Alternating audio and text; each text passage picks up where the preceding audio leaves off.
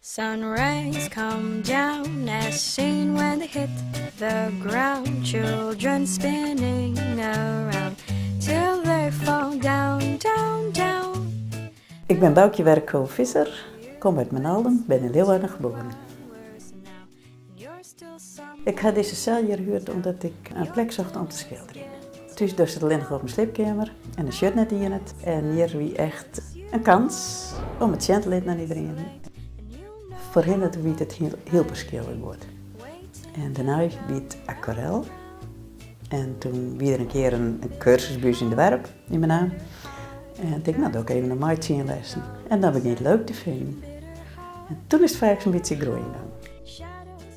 Het schilderij bepaalt ongeveer hoe ik me voel. Dat zie ik jij net in de gaten. Dat zie ik let pas in gesprekken met de mensen. Als een schilderij zegt, die is leuk, die heeft dit of dat. Dan kan ik heel makkelijk daar mijn gevoel inbrengen van, dat wie toe, die en die ik toemaken. Dit schilderij heb ik schilderd toen wie mijn kleindochter geboren. Die is 2 maanden te betekenen geboren.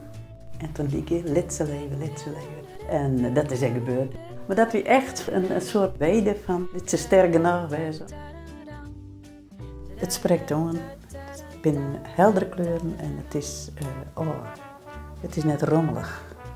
Dat zijn de complimenten die ik krijg, daar houdt me dan maar op vast.